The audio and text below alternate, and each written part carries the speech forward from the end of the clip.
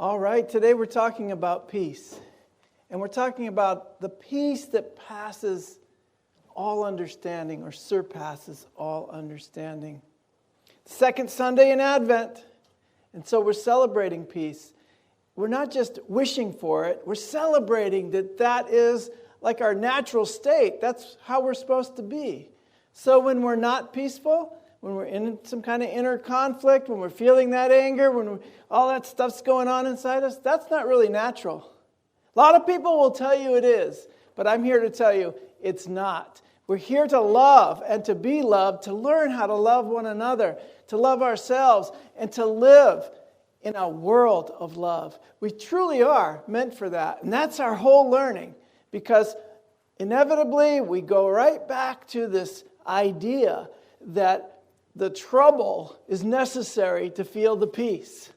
And I don't really believe that.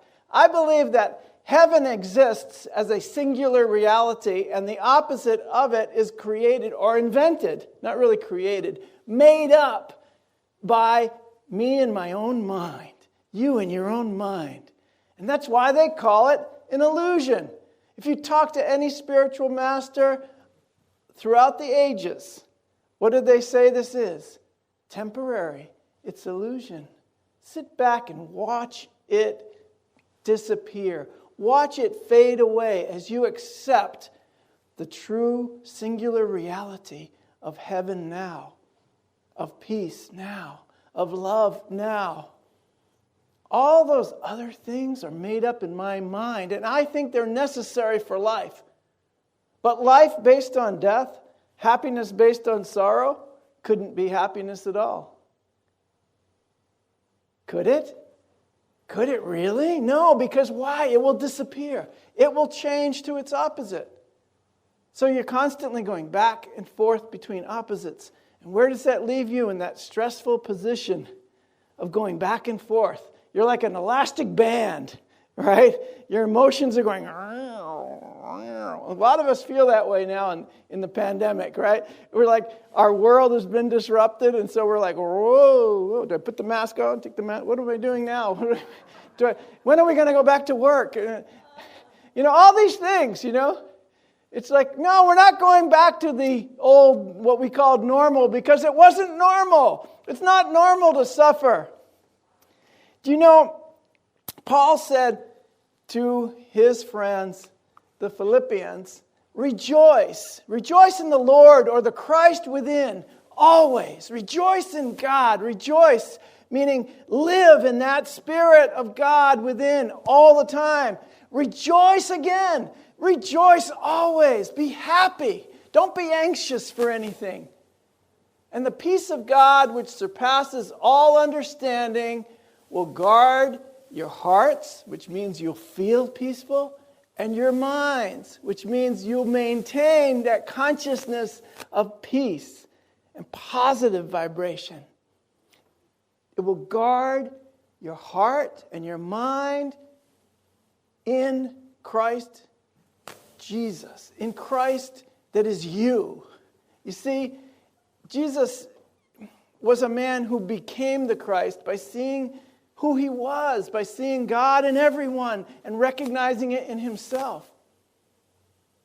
But you know what? That's you. The Christ in you will guard your hearts and your minds. We can't expect someone else to do it for us. All right, so Jesus also said to us, Yeshua. I like to say Yeshua. That name Jesus was made up by modern day people who spoke English. It's kind of a far cry from the real vibration of his real name, Yeshua. Yeshua.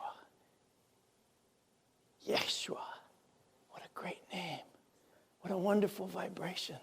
Brings me peace. God is within us. Emmanuel, God is within us. God is with us, within us. God is here now. It's not something we need to go chase after. It's right here now. It's right here. You are in the place where God is. You are the place where God shines through. So as he was leaving this world, ascending, the last things that he said were all about peace. He said, "Peace I leave with you, my peace I give unto you, but not as the world gives, give I unto you. So let not your heart be troubled, and neither be afraid." Peace is the greatest gift that we have been given. It takes us out of the trouble. It takes us out of the fear. What was he saying to us? Don't let your heart be troubled. Don't let it be afraid. Yeah, who knows?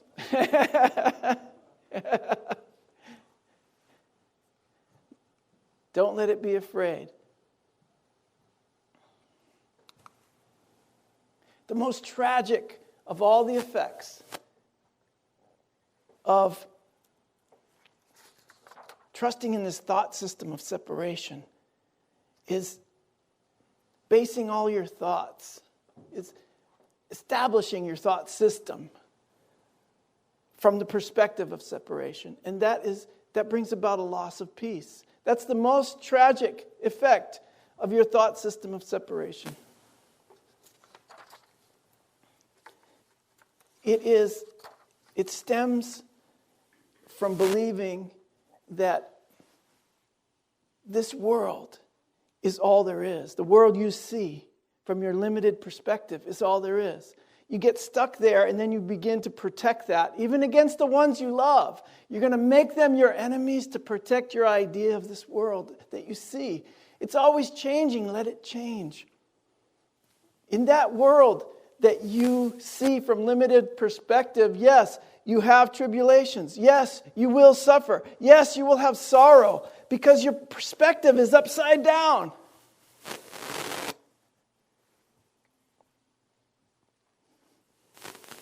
You think you're this little thing at the mercy of forces outside of you.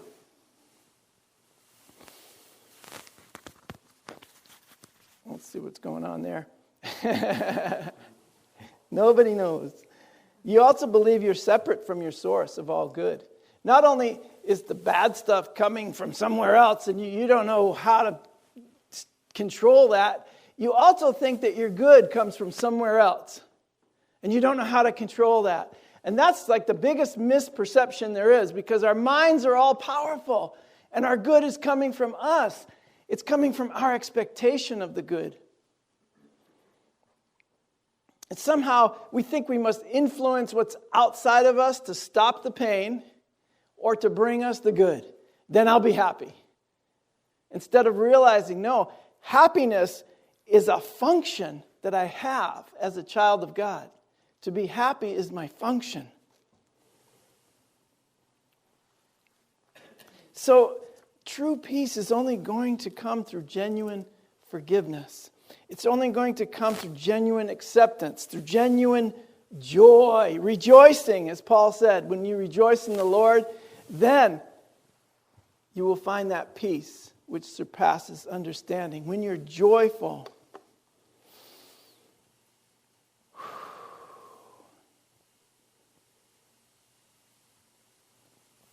I'm taking a break because I'm feeling peace.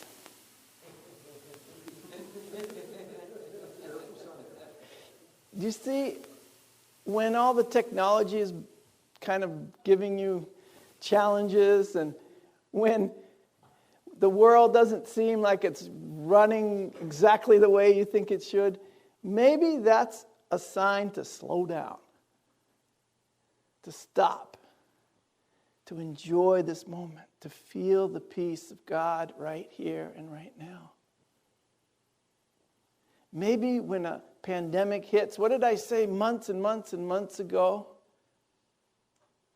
Is this a global pandemic or a global awakening? It's your choice. A lot of people have turned it into a global upheaval, a way to bring their frustrations and their anger out and express them to others. That didn't make me happy. So what did I do during this time is accept that it is a moment of awakening. It's a moment of peace. It's a moment of prosperity and abundance. We've been doing the last 12 weeks an abundance and prosperity class. Instead of thinking what we don't have, we've been creating an amazing relationship with our world through the power of our mind and becoming more abundant and prosperous by acknowledging the source of our prosperity, the substance of God flowing through us, in us, and as us. Many of us have taken this time to grow and to become more attuned with ourself, with our spirit. Many of us have taken this time to forgive and to bless and to let go of the past. And it's all up to you. What are you using this time for? It's an incredible gift to have a time to focus on your own health, mental health, physical health, spiritual health, emotional health, your relationship with God and with the world. And that's what brings me peace, because I'm happy doing that. I'm happy fulfilling my function and being the Christ that I was meant to be. The Course in Miracles says that, Reverend Tony says, the experience of oneness is therefore the most important quest in life. Experiencing our oneness. That to me is the most important quest. I'm already in the presence of God. I'm in the happiness of God. I'm in the heaven of God. I'm in the peace of God. So why don't I feel it? Because I'm in the perspective of separation. So the experience of oneness is going to open up to me the reality of everything that's around me. And so my happiness and my function of becoming one with everything, becoming aware of my oneness with everything, that's going to be my function. That's going to be my greatest quest, is to become aware of my oneness. And that's going to make me really happy. It's going to make me aware that happiness is what I am. It's what I was meant to be. Being happy is your only function here. Holy mackerel! Is that really true? Yes, it is. It doesn't matter. Be happy. I remember that song. Don't worry, be happy. People say, well, that's a spiritual bypass. I don't care what it is. I'm going to be happy.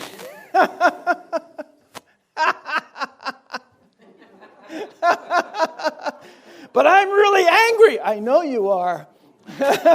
How's that going for you? Really? Are you going to be happy blaming other people for how you feel? Are you going to be happy judging others?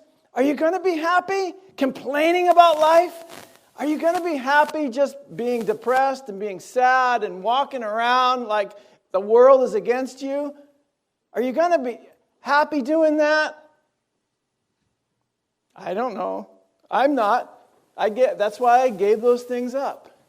And when it comes into my consciousness again, I know that is not a proper response to what's going on. It's not a proper response to the world that I am in.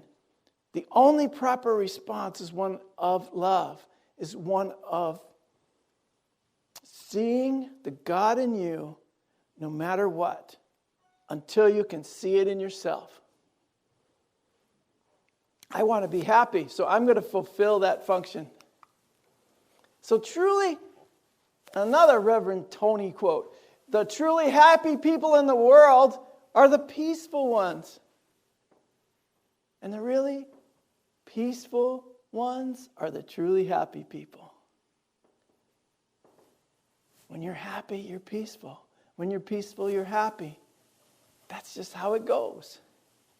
Well, I'm going to get back at that guy. No, vengeance will never make you happy, ever, ever. Let it go. It's already over. There's nothing you can do about it. You're not going to fix it that way. Returning hate for hate never works. Returning darkness for darkness never works. Only light can drive out the darkness. It's really true. Only love is going to drive out the hate. So I want to be happy and I want to be peaceful. And so that's what I choose to be. Can you choose to? Yes, you can. And in your choosing it, you're helping others to know they can choose it too, because I can't choose it for you. You have to choose it for yourself. You have to. And I know you will eventually. So let's do it today. If you're going to do it eventually, you might as well do it now. Cooperate with the inevitable. That's Robert Adams. He's a modern philosopher and author. Why don't you just cooperate with the inevitable? It's going to happen anyway, guys. All right. Here we go. God does not require your understanding to be God. Oh my goodness, there goes like 90% of the theology that I've been hearing since I grew up. That I've got the goods. Come to me and I will tell you how to connect with God. God doesn't need your understanding. In fact, your understanding is what's getting in the way. There is a proven method to attaining the peace that surpasses all understanding. Do you want to know what it is? Stop trying to understand it. It's a proven method. Your understanding is not required. God is principle, universal principle, right? It's all-encompassing, all-powerful, all-loving, all-inclusive. It doesn't require my understanding to be the totality of what it is. And to know that I am part of it. It doesn't require my understanding to know that I'm part of it. But it does require my acceptance of it for me to have the experience of God in me. It requires my acceptance for me to be able to use the power of God in me. It's like gravity. Gravity does not require my understanding to be gravity. It's working all the time. If not, I'm going to fly up to the ceiling here. Woo! Where's my glass of Tang? Gravity's working all the time, and it's working for all of us, whether we even know about it or not. Before we knew it was called gravity, my feet still stuck to the ground when I walked. And things didn't go flying up in the air. Gravity was still working, even when I didn't know it.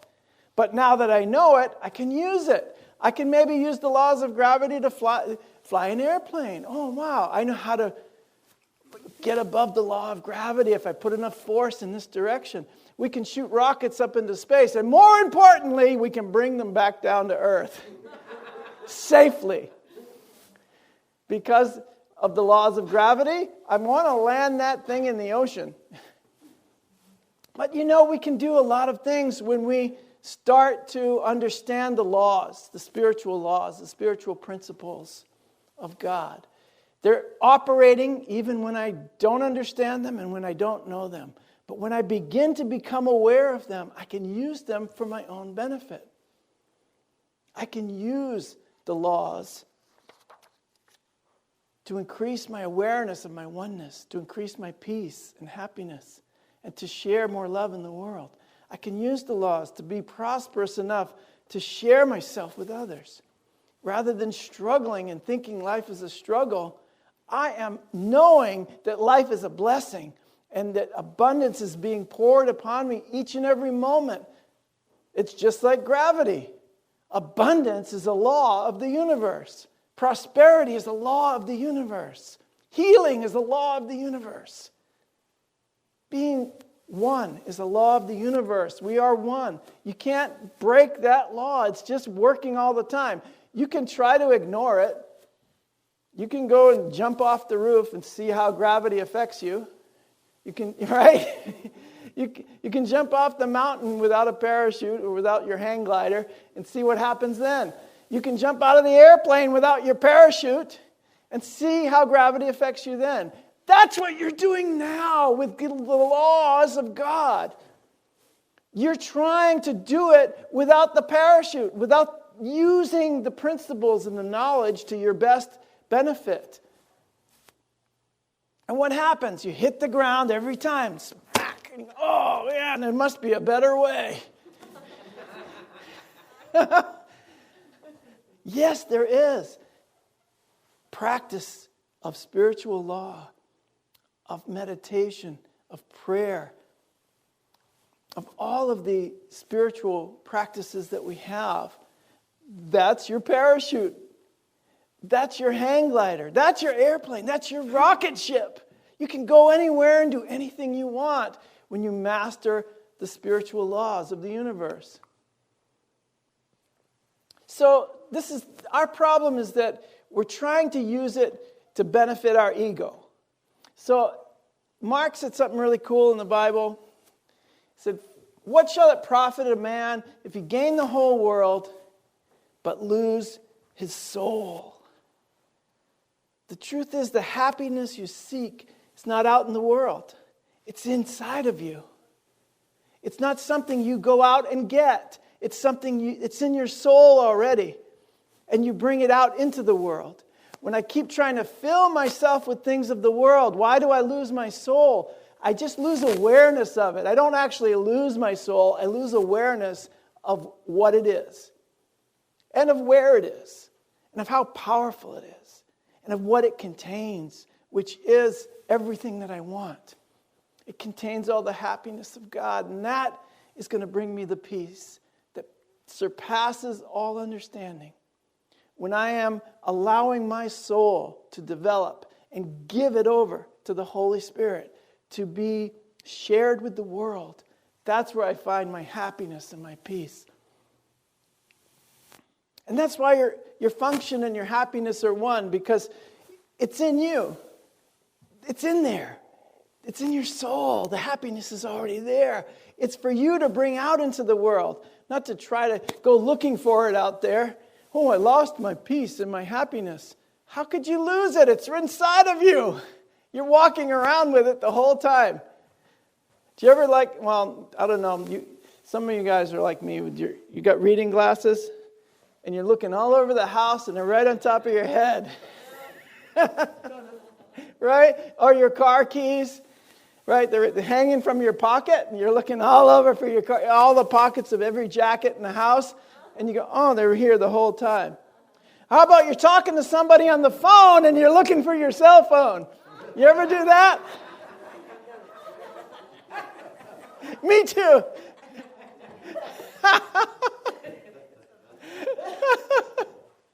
It is the funniest one of all. I love it. So that's the same with your soul. It's all there. It's within you, and you're looking all out in the world for it. And when the world fails to give you what you think you need, you get really mad. You get angry. You start blaming, and you start judging others because, of course, they were in charge of your happiness. Don't do that to yourself, please. Don't put anyone in charge of your happiness. Not anyone. Not your kids, not your spouse, not your friends, not your coworkers, not your governments. Don't put anyone, not your religion. Don't put anyone in charge of your happiness. You're in charge of your happiness. Right, Mike? Right? Absolutely. And that empowers you. And you can see a person of power when you look in their eyes. You can see their focus because they're in charge of their life. They're in charge of how they feel. And they're taking that out into the world. They are sharing that vibration of happiness and peace with the world. And there's nothing more powerful than a peaceful person. There's nothing more powerful than a person who is centered in God. There's nothing more powerful than somebody who knows who they are. And when you look into their eyes, you can see it. You say, thank you. Because we have a connection now. I know you. And you know who you are. And that's all we need to say. Because it's like gravity. You're saying, I got a secret. There's this thing called gravity. It's holding everybody onto the planet. Wow, I didn't know that. That's why we're not flying off? Yeah. Wow, and it has all these other properties and laws. And then you can begin to have a connection or conversation about it. And then you can begin to work with that vibration or that law, that divine law. You can begin to work with it. All right, so your function and your happiness are one. The happiness you seek is not out in the world, it is in your own soul, and it was put there to bless the world.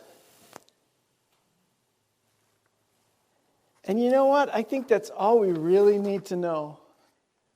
That it was put there to bless the world. I always say, be blessed and be a blessing. And I really believe that that's really our function. And that's really why we'll be happy. Is because we're fulfilling the function of being a blessing in the world. So be happy, my friends. Be in peace.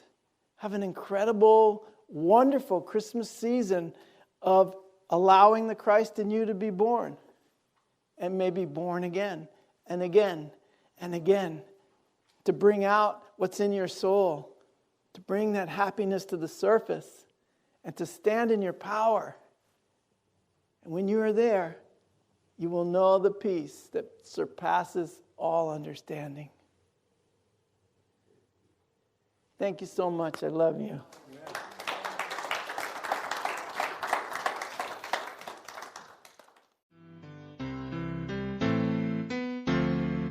You have been watching the message from our Sunday celebration service here at Unity on Cape Cod, providing a positive path for spiritual living.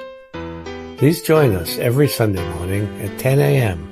at 147 Walton Ave, Hyannis, Mass. And visit us online at unityoncapecod.org. This video was made possible in part through a grant from Unity Worldwide Ministries and the Templeton Foundation.